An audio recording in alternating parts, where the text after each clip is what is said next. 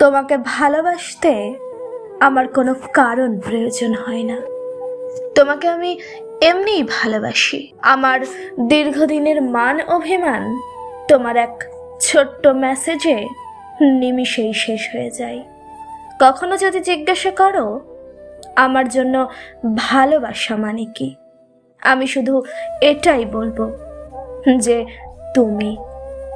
কিন্তু কখনো যদি তোমাকে কেন ভালোবাসি এটা বর্ণনা করতে বলো, তাহলে দুঃখিত প্রিয়, আমার কাছে এর কোনো উত্তর নেই।